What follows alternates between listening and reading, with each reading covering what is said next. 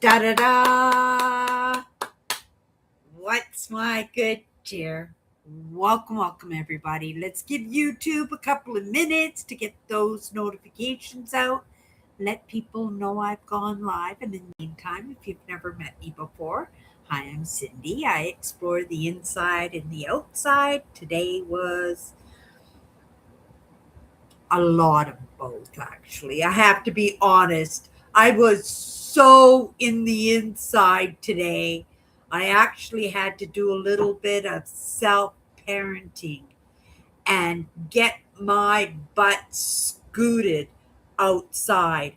I knew we were going to have some serious rain today. I actually took my umbrella, expecting that at any moment the clouds were going to burst open and just rain down on me. And I was okay with that.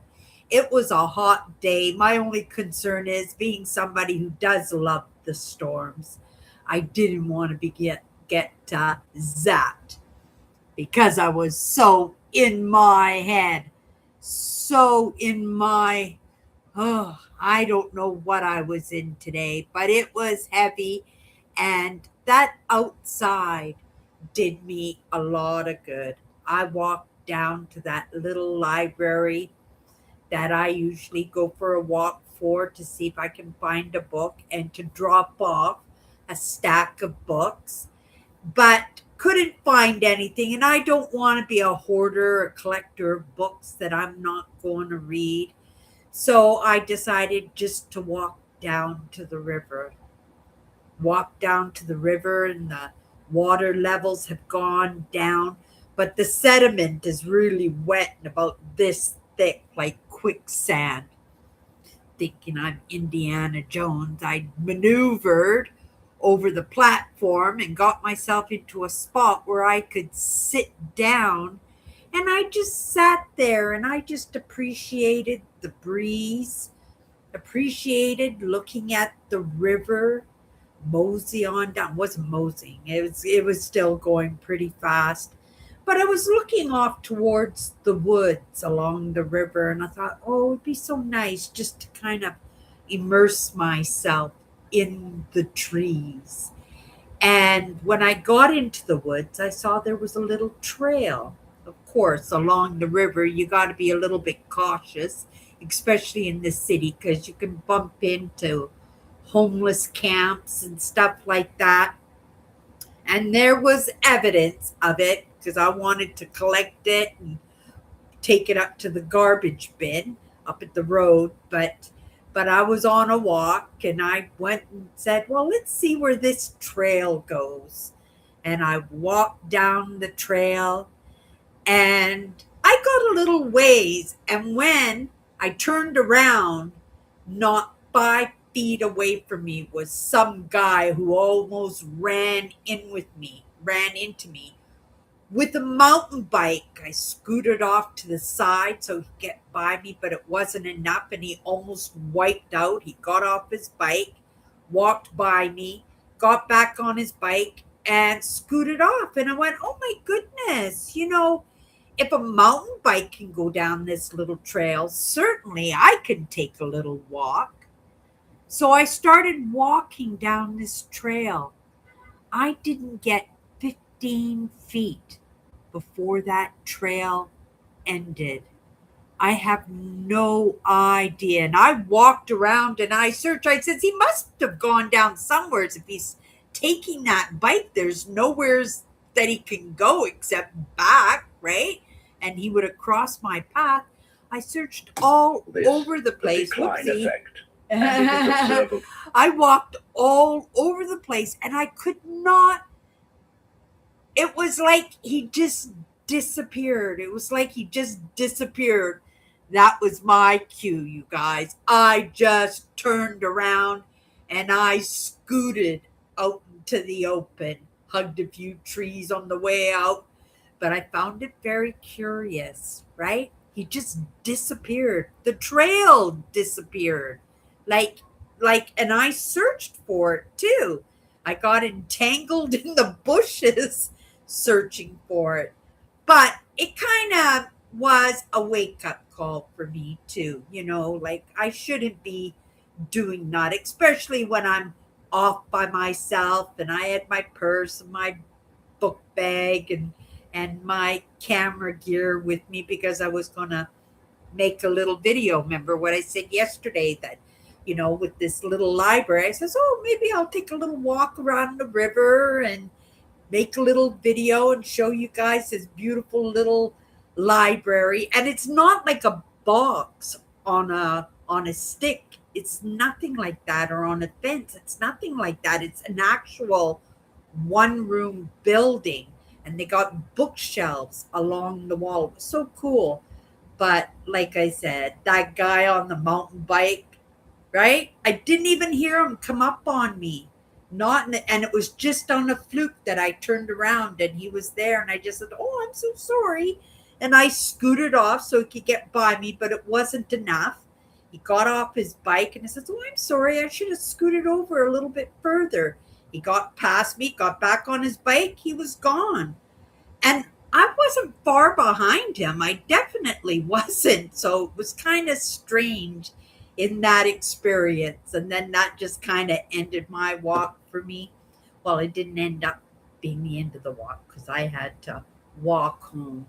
But in walking home, I really got some fresh air, cleared my head up, and just sat here and appreciating the thunderstorm. Hello, Tammy. Cindy, did you get to see any or hear any rain or thunderstorms? It's not crazy yet, Tammy. I've got the curtain open. It is raining. The street usually floods when it's a really good rain. I mean, it's the best rain we've had so far this year, so I'm going to appreciate it. But the wind isn't really it was the wind was blowing this afternoon. It's not really blowing that much this evening. And they took, even though they have a thunderstorm warning on the main page, when I'm looking at the hour to hour, I don't see the thunderstorms coming tonight. So I'm not quite sure if they canceled it or not. I could just take a quick look here because now you got me curious. Yeah, it's an orange watch. So an orange watch is pretty certain that we're going to have thunderstorms tonight, but I just don't see it in the hour to hour. In this moment, the rain is supposed to be really, really crazy heavy. I'm looking at the window. I don't see it. It's not to my standards when it comes to a crazy thunderstorm, but I appreciate the rain. The trees appreciate the rain. It will soak the ground because we're supposed to get a lot of rain over the course of the night. It's going to truly soak the ground, and it will make it a little bit more difficult for, forest fires and things like that to set themselves in place. And that is a concern for me, right? Especially in the area that I live in. It's very prevalent. Last year it was okay, but the year before we struggled a lot with the thunderstorms and the fires, forest fires and stuff. I really didn't think I was going to have an opportunity to go on my September trip, but yeah, whoever, whatever, was smiling down on me, and I got to go on my trip, and it didn't affect any of my camping spots.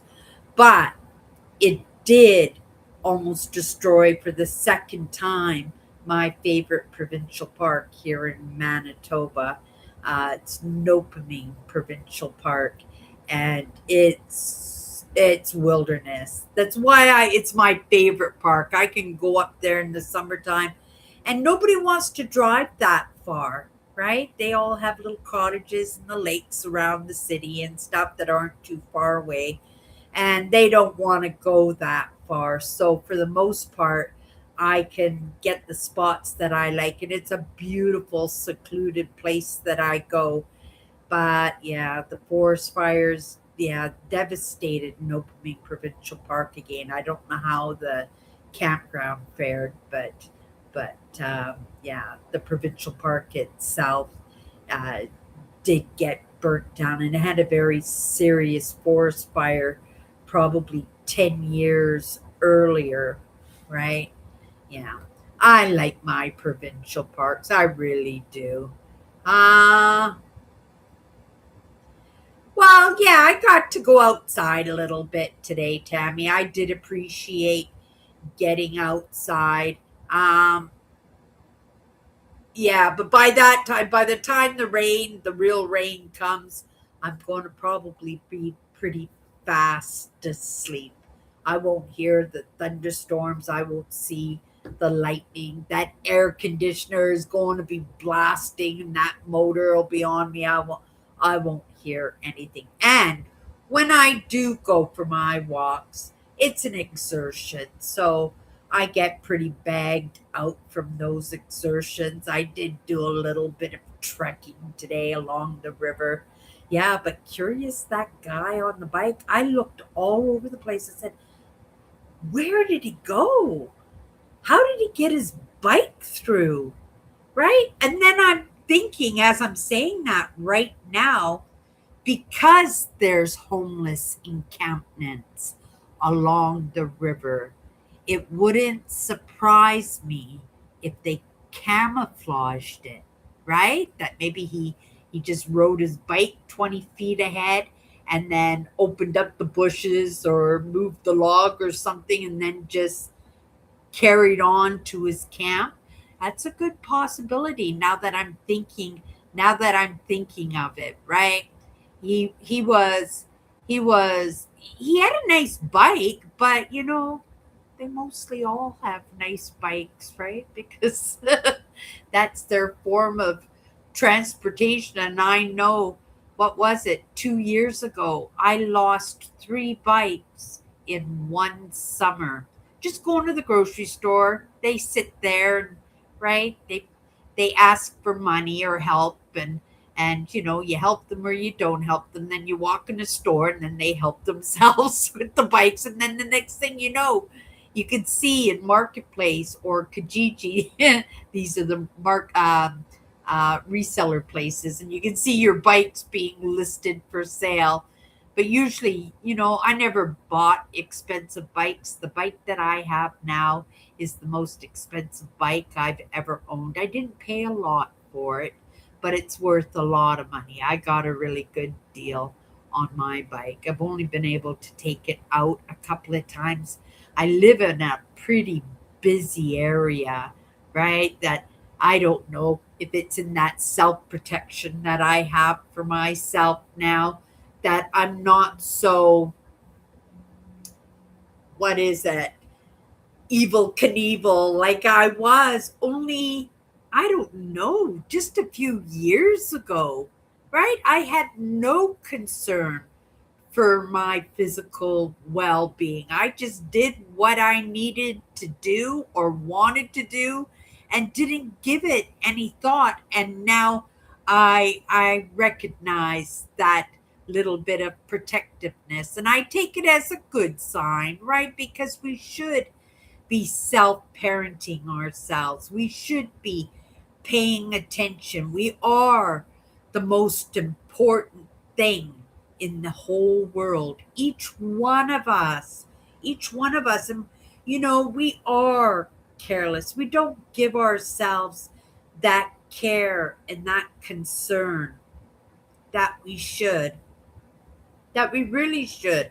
I see it within my own family. I see it with my sister, Alice, with her fasciitis, and she's going to work, right? Working almost full time. And she's a server supervisor, and she's on her feet for 8 hours. Like, she shouldn't be doing that, but she's such a diehard.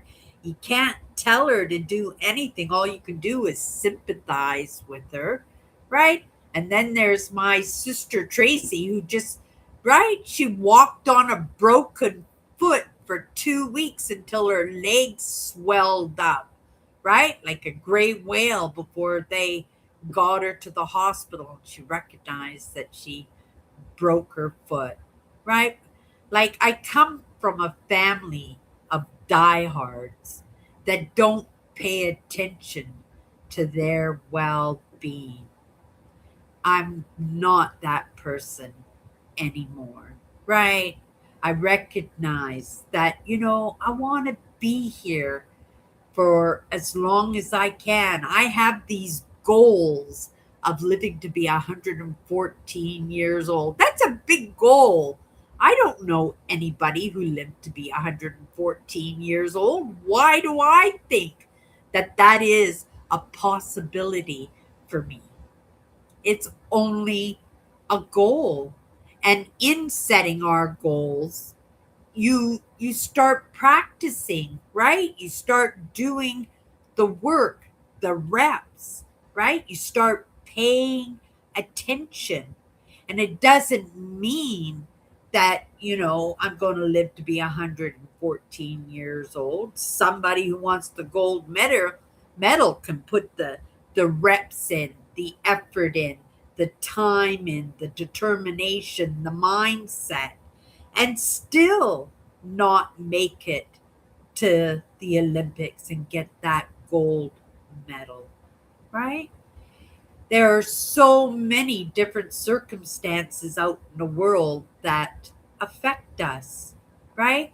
We have free choice, right? We can make choices, but I 100% believe those choices are influenced by friends, by family, right? Your parents, your teachers, your coach, your mentors, right? Those choices are definitely influenced.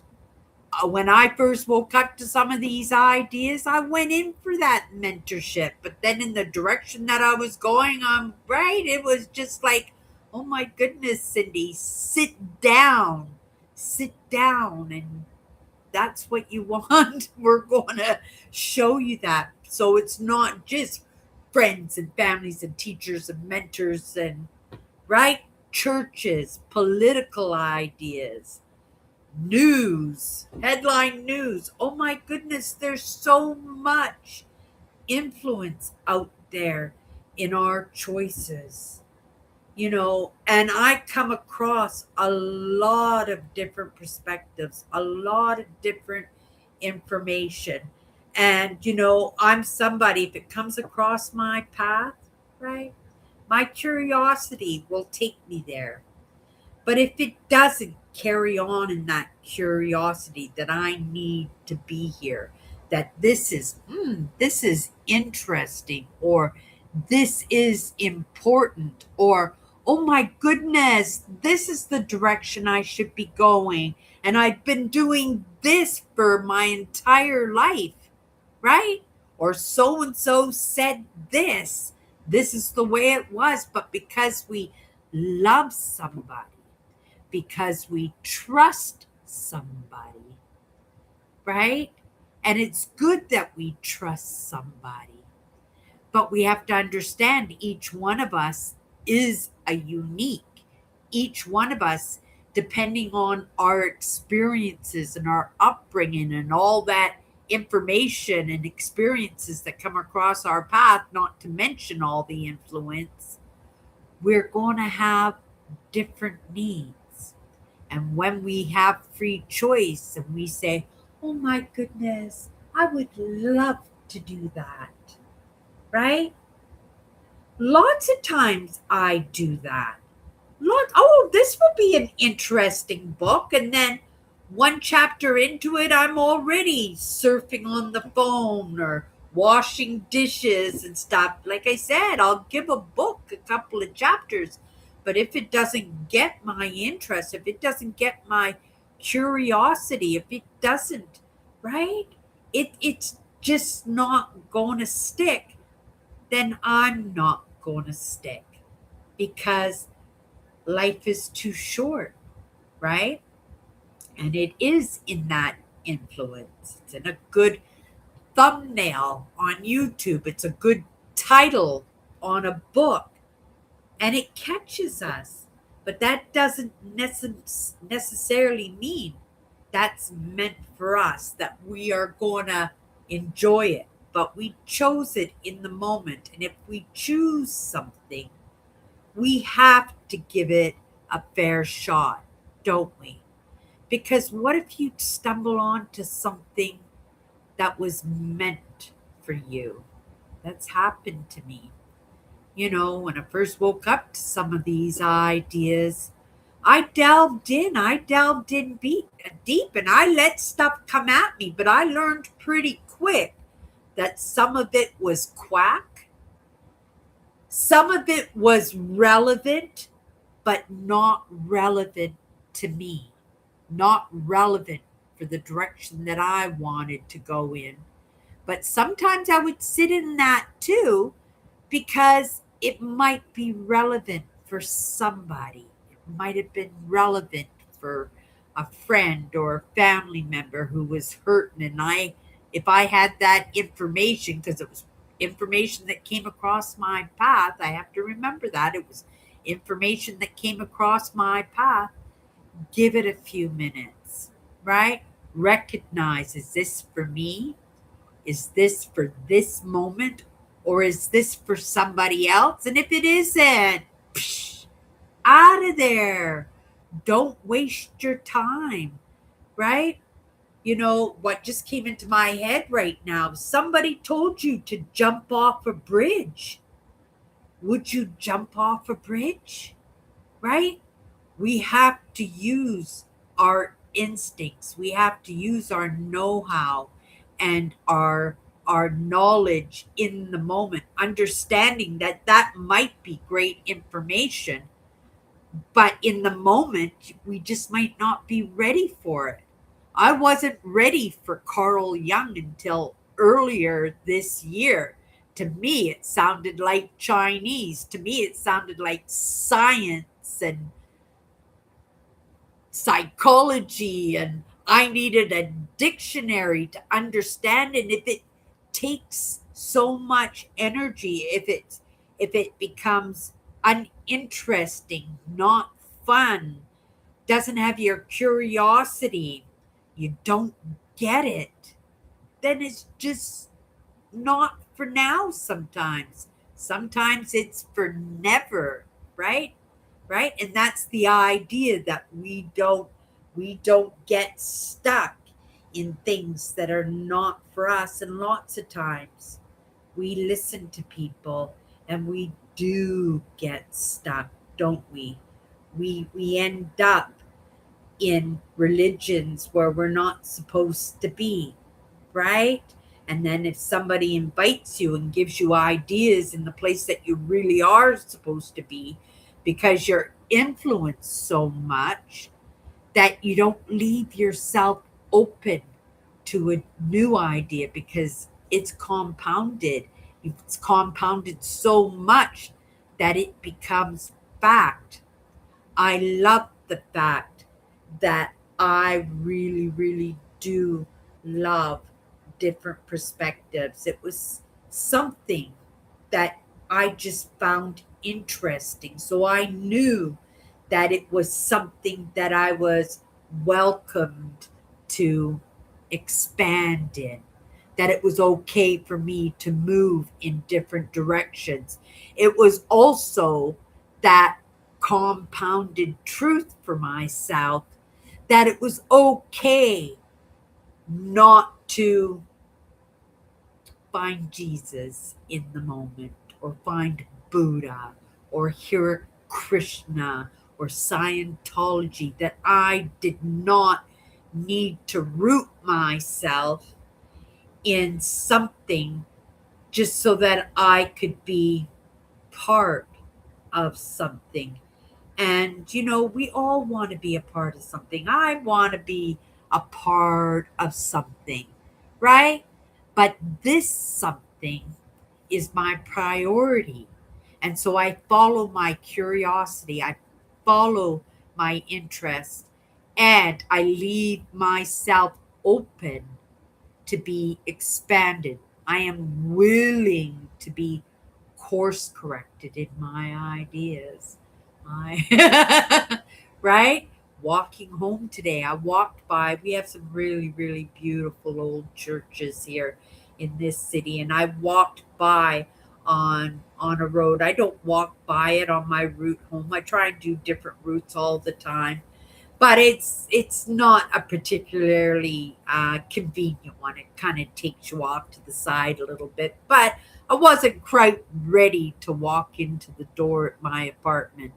So I took this little route and I walked by one of these beautiful old churches. And in front of the yard, there was a big sign posted in the yard. And it said, "Welcome, come and be welcomed into our church on Sunday.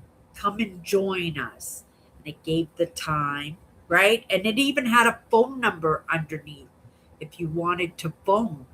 Why would I want a phone? I could just show up on Sunday. I said, there's an idea, right? It's not like there's anything saying don't go to church, right?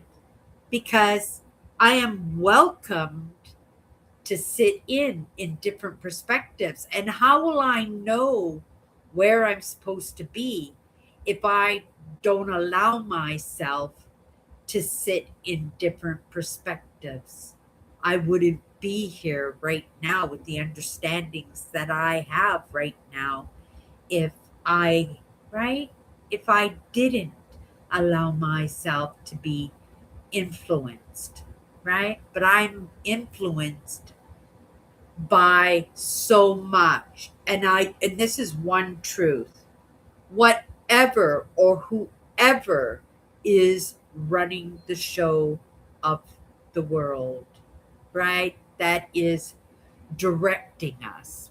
Whether you wake up as a follower of Jesus, or if you wake up and not understand why or what woke you up, that you don't have to rush into anything, right? You don't have to make that split decision. You can feel it out and trust yourself.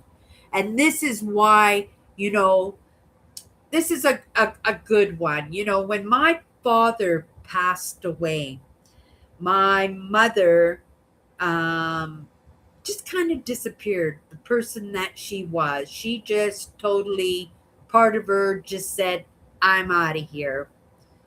But another part of her was still searching out Jesus. And you heard me talk. My mother was a very religious woman, but she just didn't quite know what denomination she was in. She loved Jesus, though.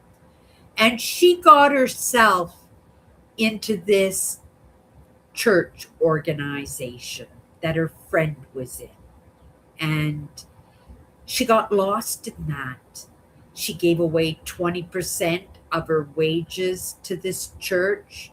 They kept sending her off on retreats. My mother was a very private person. She didn't go off on retreats ever, but she did because this church, after my dad died, kind of saved her. In the moment, I didn't recognize that, but my sisters certainly did.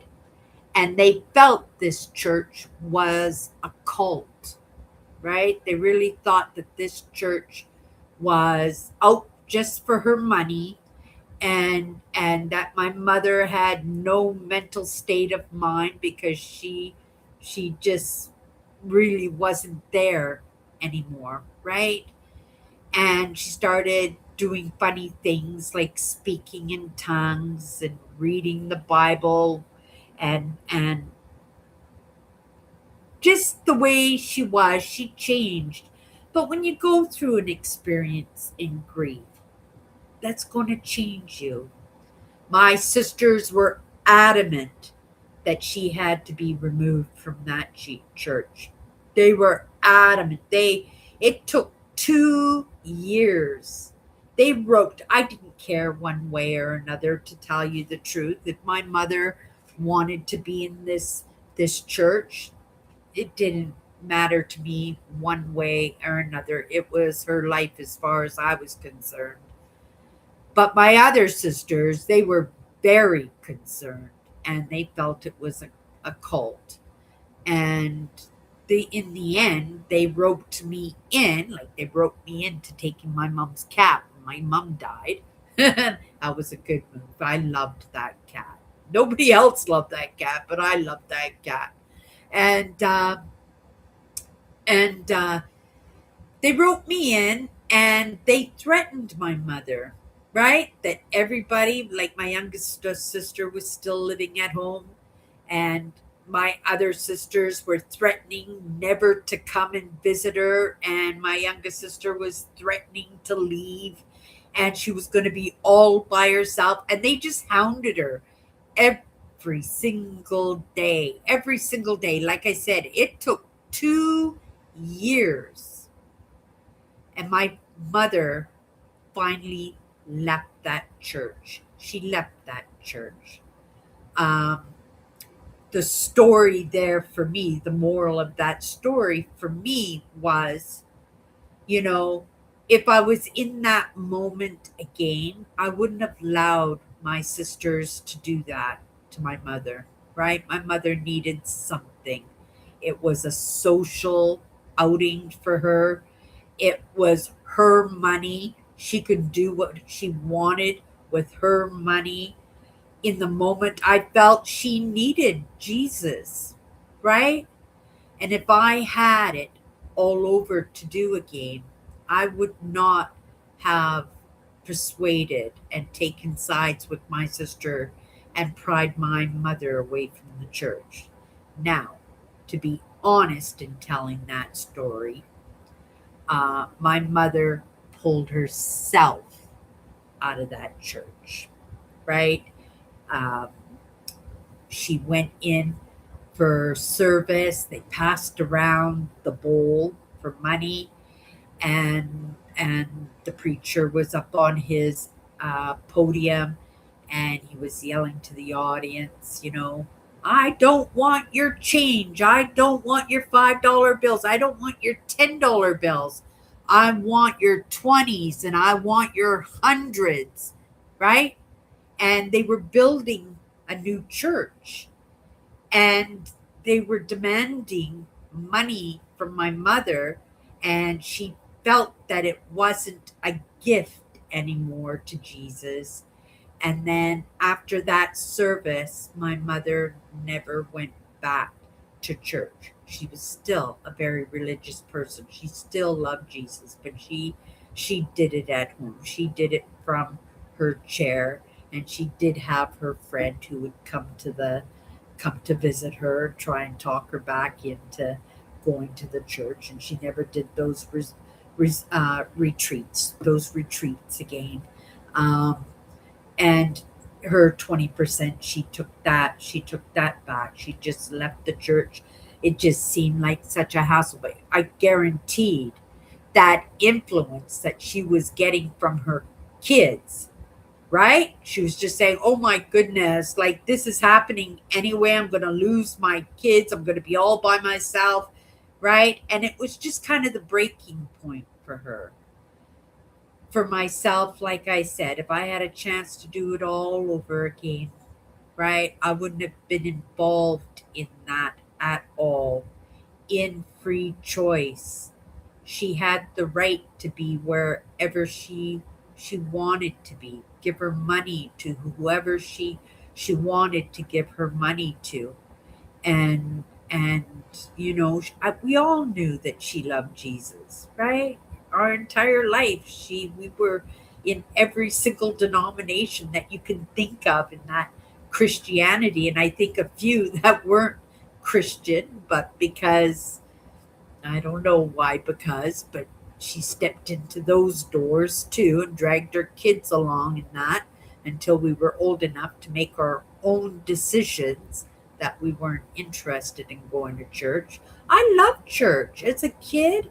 I loved the going to Sunday school and listening to the stories of the Bible. I read the Bible. I didn't understand it. Again, it was needing a dictionary to understand the words in the Bible. But for the kids, there were always that easy reading, editions that you could get. And, I would let the teachers explain the stories and tell the stories of the Bible. And I really did appreciate, I loved, what do they call that? Bible class that they would do once a week. I'd go to that. We'd do arts and crafts and again, listen to stories. And then there would be the church picnics.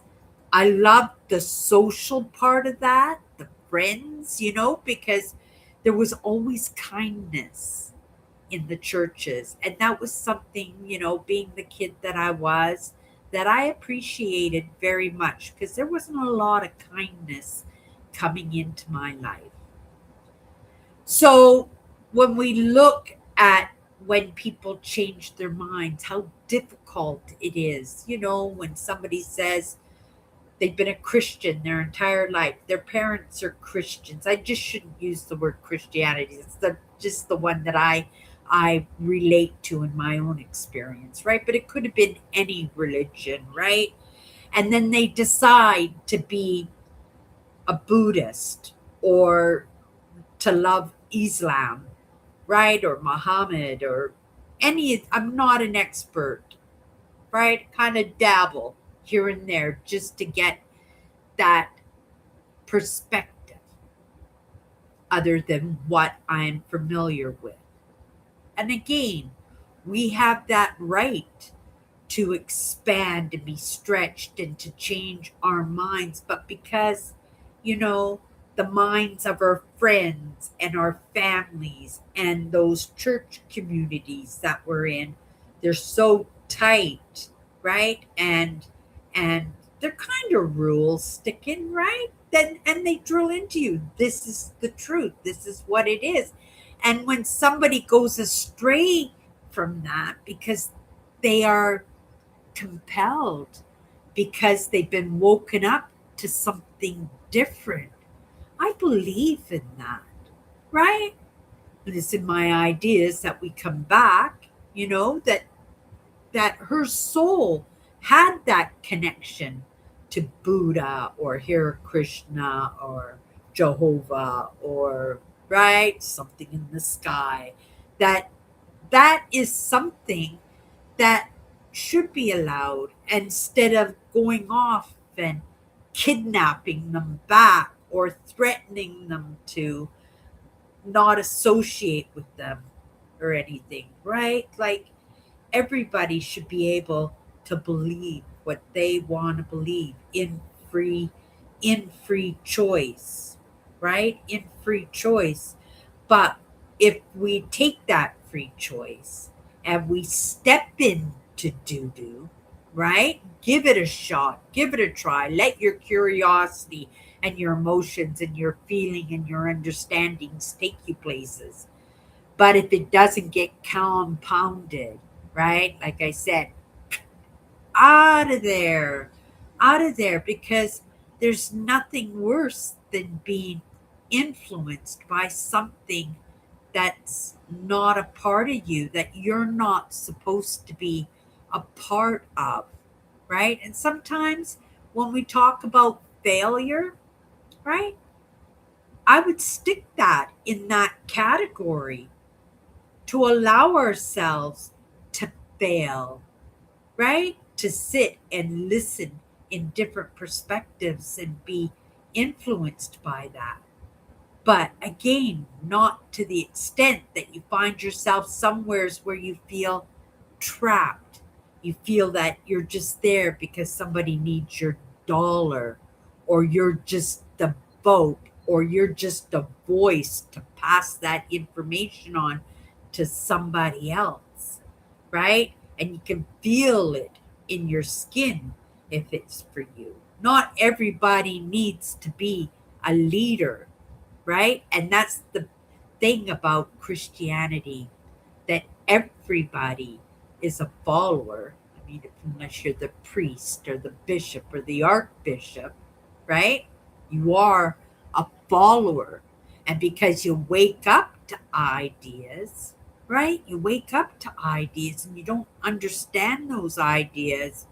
You're looking for somebody who has the answer, in those questions that you have, in the ideas that you have. You know there's something out there, right? You know there's a whoever or whatever because it woke you up to that. That's why people go to church. That's why people have these faiths and understandings because they feel it. But lots of times they're following, right?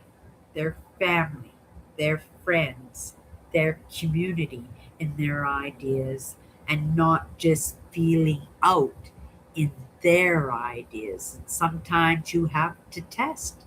Sometimes, lots of times, you have to experience and experiment. And I've done a lot of that. I've done a lot of that. And I don't write off anything as an untruth because even if in the moment I don't believe it, right? I can bump into Jesus tomorrow and have my life turn in a 360-degree turn. And I would be in that church that I passed today at 10 o'clock in the morning on Sunday, right? And that's the truth. And that's how fast these awakenings, these understandings can happen, right? But because we're not prepared for it, because sometimes it's a little scary, right? I tell you, I was, it took me for a ride, definitely. It took me for a ride. And, oh, I got to stop right here. Oh, I can hear it sizzling away. Oh, Cindy, Cindy.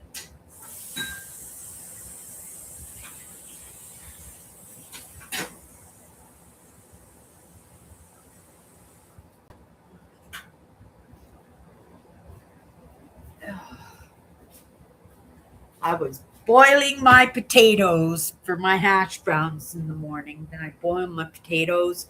I'm only supposed to parboil them. And then I shred them in the morning and I make fresh hash browns. But yeah, I kind of overcooked them today. But it was a good thing I heard them sizzling. But that was my cue to get off of that topic, right? But it is true that we should let people test the waters, to experiment, to leave ourselves open and be willing to change in our ideas, that there are ideas. And again, if you are steadfast, if you are right, because there comes a moment when you can't be budged from your ideas, right? You can't budge me from the ideas that those other parts of me are coming back, and they are coming back, right? I'm not doing all this work for nothing. It's because, right? This is for my family, this is for the bloodline moving forward, right? That their other parts of them are not going to get stuck, right? That they're going to be able to make good choices for themselves and not be, right, told what to believe or what church to go to or have somebody try and drag you out where you feel like it's home, that that's your faith. Because if that's your faith, that's your faith, right? And yeah, I'm just going to leave it at that. Let me just come back in here and see what you've got to say. Oh man, Cindy, maybe more will come later on tonight or in the middle of the night. Oh, talking about the storms. Yeah, it's all good. It's still raining, not very heavy out there. I had to really look at the mud puddles to see if I could see raindrops going on. It'll be off and on. It's going to rain tomorrow too. That's why I wanted to make sure that I got out again today, and enjoy the nice breeze, because it was nice and breezy this afternoon. And it was hot though. It was really hot.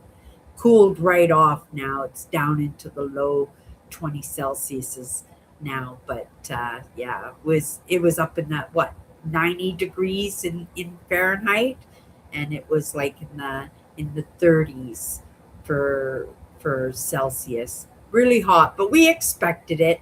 Hello, Eugene. Oh my goodness. Nice to see you in here.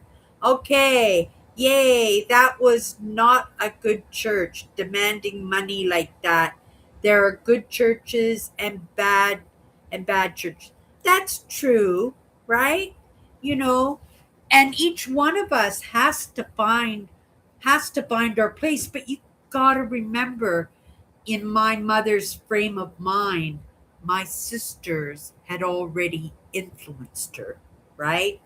They were already giving her threats and feeding her stuff and saying, "Oh, that church is just out for your money." So the moment they ask for a little bit extra money, right? I'm out of here, right? So there was influence in that, Tammy, right?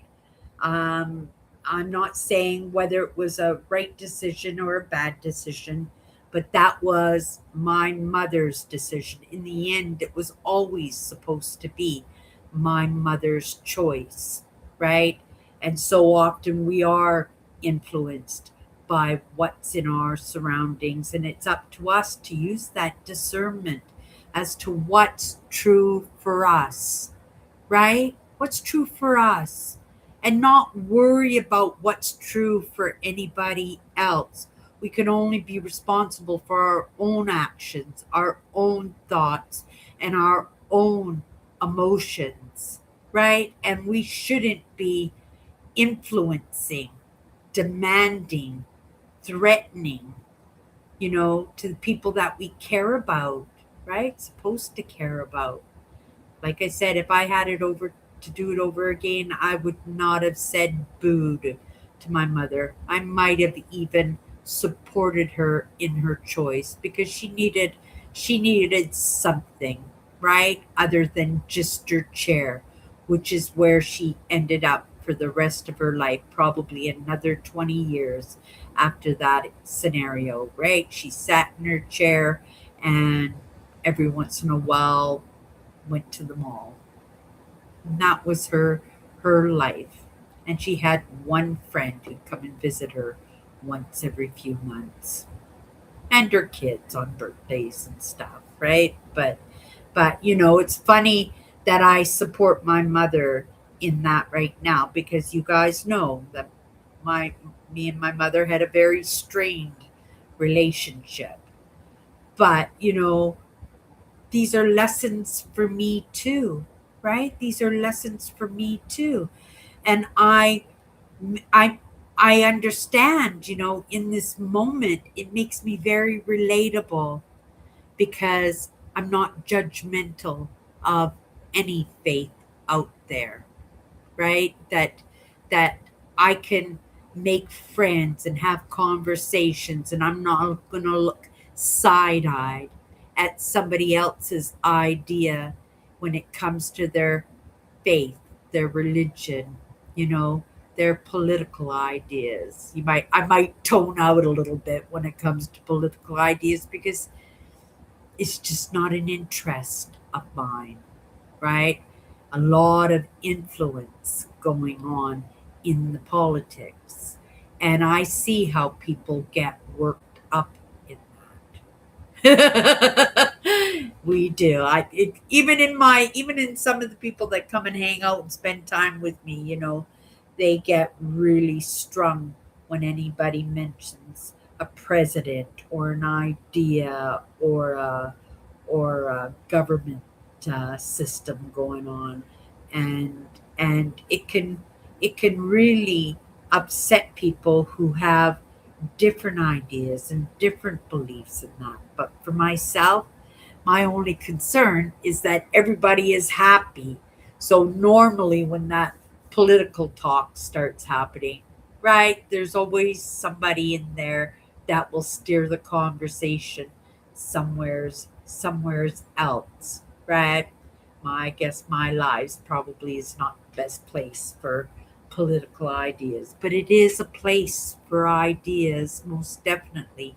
It's a place for ideas. But once you start talking negatively about somebody, right, then that's the end of it, right? Kindness matters, Tammy. That's why, you're there scooting people out of the conversations. There are topics of conversations that are right, welcomed and acceptable, and there are topics of conversation that just are not. You come in here and you start swearing like a sailor. It's kind of disrespectful because the majority of my audience were not straight laced, right? But it's in part of the values of how my channel goes that come on in, join us, right? But leave the gutter mouth with your buddies or after the live show, right? You know, just be respectful of the audience that is here. And that's usually the way it goes, right? And I appreciate that it just kind of naturally happens that way. And I think probably most of it is because you guys know I don't swear, right? And but it's not like I'm not around people who swear all the time. All my brother-in-laws, my husband was a swear. I worked in a bar and a nightclub, right? All my friends swore. It was just something that was part of them. That was their choice. And in that idea that we only have control, right, of our own choices, our own actions, our own thoughts, our own emotions, that we shouldn't stick people to those standards. But because, right, these are my standards, this is right, the values are set here. So we should at the very least respect other people's values, right? And if we don't respect those values, it's just like being in the wrong church. You have to move along, right? Find your place, right? I hear it all the time. Find your tribe, right? Find your tribe, right? And it's not like you can't be you, you're unique, right? Of course, everybody should be their own unique, be the person that they are, but you should be around people who appreciate the people that you are, right? And that's a truth. That's a truth. And lots of times we are shoving ideas and thoughts down people's throats and we're saying, this is the way it is. This is who I am. Just accept it. No, right? I appreciate your choices, but if I don't accept it, then we're probably not supposed to be hanging out together, right? One of us is in the wrong spot. And it's not a matter of being rude in that, it's just a matter of recognizing that and move along in a courteous way without the side eyes, without the nasty comments, without putting somebody's faith down, not threatening to never see them again, right? You could see them again, right? But there's a place and time for everything. Um, Yes, thank you, Tammy, for reminding me. I'm going to get up tomorrow, and that will be my priorities. I maybe tonight before I go to bed, I'll pick my photo. Usually, sometimes it's a photo of me, but I think I'd like to post some of my beautiful landscapes. So I'll post one of my landscapes, and then I'll write on a topic, right? I'll write on a topic. I don't know what that topic will be. Maybe I'll give it some thought now that you've reminded me, Tammy.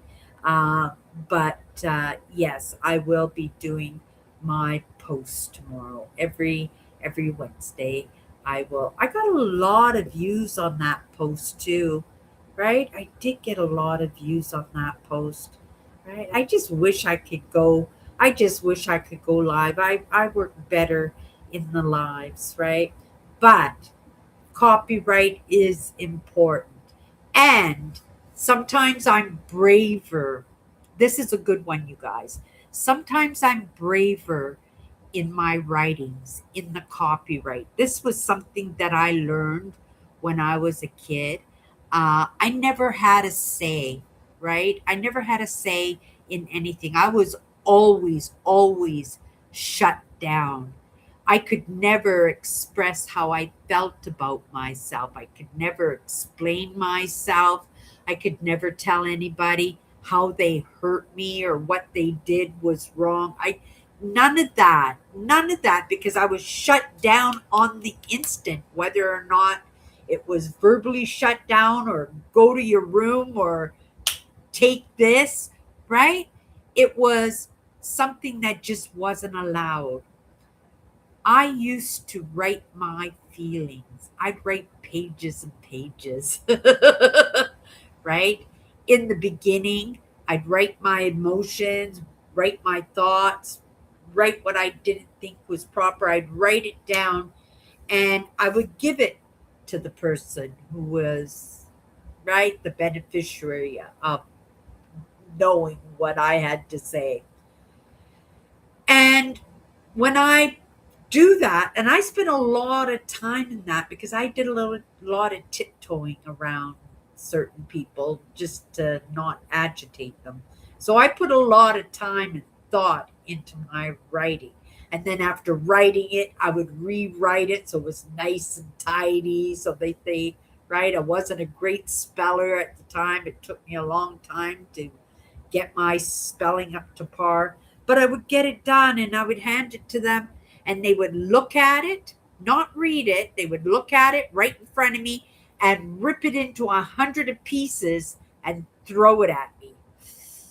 Oh my goodness. And I'd run away bawling my eyes out, right? Not being able to get my emotions out, to get things off my chest, to have somebody appreciate what I had to say. But what I did do after that is I would write them and I would put them places where they would find them. And I would make sure that I wasn't around because I knew curiosity killed the cat, right? That if I wasn't around, they would read it. And they did. I know they did. Because even though I might find it all ripped up, or I'd come home and they'd throw it in my face after that, not mention it, pretend they didn't read it, I could tell by their actions and attitudes that the message got through, right? Whether I was treated better or I was treated worse or there was retribution, right? And it worked for me. Now, why did I tell that story? I don't know. Maybe it will serve somebody who doesn't know how to get things off their chest. And that's the idea because I'm going to write something tomorrow.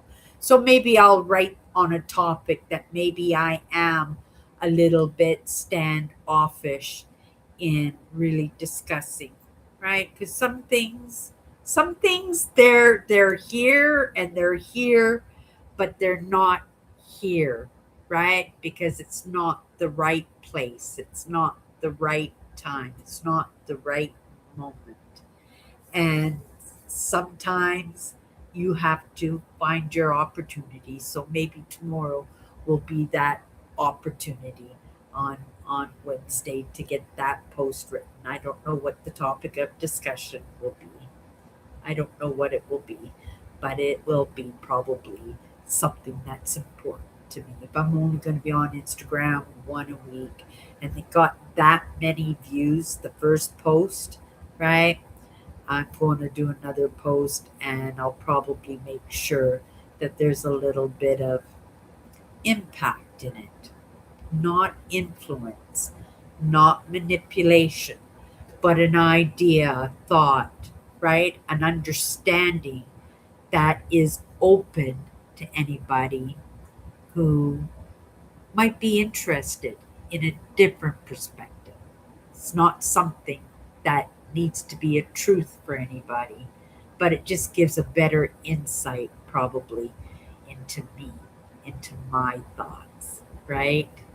Okay, let's come down here. I'm going to grab my cards here. If you've ever hung out with me before, 54 Powerful Words is my own deck. It took me over a year to do this deck, and it's something that I do at the end of every one of my lives on What's My Good Cheer. I have a secondary live show. I don't normally pull cards on that live show. It's a little bit more casual. I try to keep this casual too, but the lessons I try to keep it. I right. You kind of it's what I do. It's what I do, and it served me so well. The idea is if it served me the way it did, maybe it will serve somebody else who never had these kind of conversations to mull, right? It's just an idea, it's just a thought, but somewheres maybe it will click, and in your own choices, you might make a different choice, right? I'm very grateful for all the different choices that I had an opportunity to step my toe in, right? To make sure that they were my choices. And in doing that, I really felt like I mattered. I felt like I had something to contribute and I had something to experience and learn in the process. And I made friends along the way. Okay. Yeah, thank you for the reminder in that, Tammy. I really appreciate that. You have such a good memory. Such a good memory.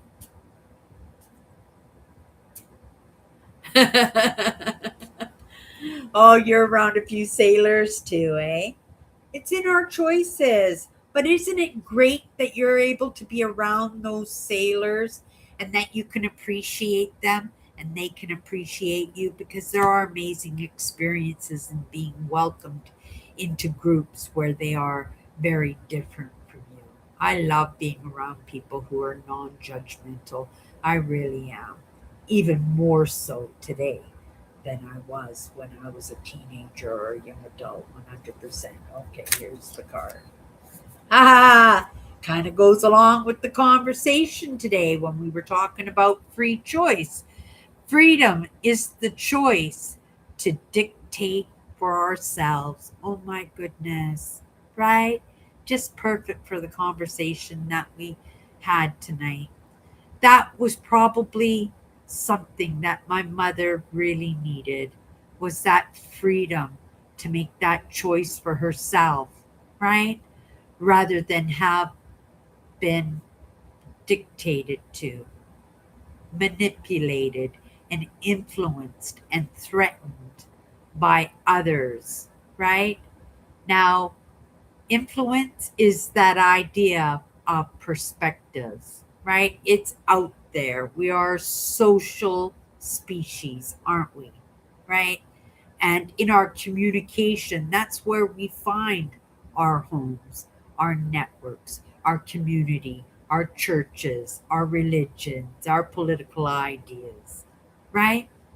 But freedom really does mean that, you know, it's that choice that we have to dictate for ourselves, right? Not to have it dictated for us, not to say that somebody else is just saying this is the way it is. I heard that growing up. And I say, why? Because I said so. I don't know if you ever heard that one, Tammy, but I heard it all the time. There didn't have to be an answer, right? When I said why are things like this? Why do I have to do this? Never have any explanation to it. It was just because I said so. And that was the end of the conversation. And true freedom is the choice to dictate for ourselves. It's such a perfect, perfect, powerful word for that conversation that we had tonight, and that story. I appreciate that story.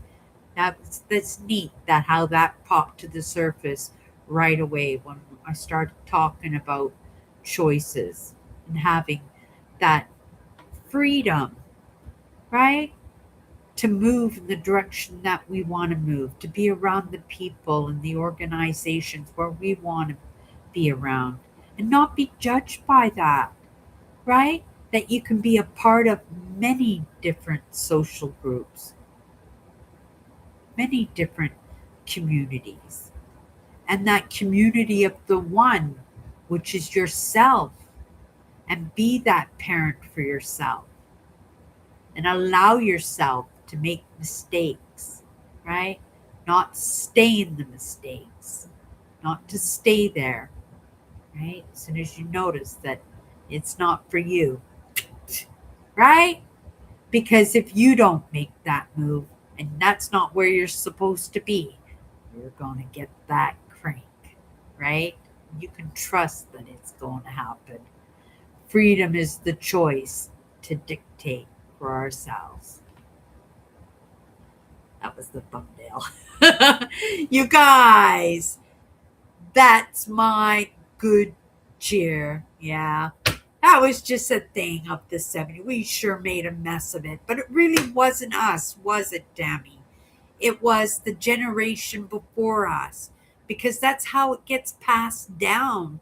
We only move, and that's a good example, right? In that free choice that we should have known for ourselves those bad advices, those bad influences, those really, right? Those sayings of, I told you so. I love that, Tammy. I love that, Melvin. Melvin! How are you, dear? You are a strong minded person, Melvin. You really are. What's your good cheer? Oh, Melvin, it's nice to see you. And thank you, Eugene, for popping in tonight, too. You guys, that's my good cheer. I'll see you tomorrow.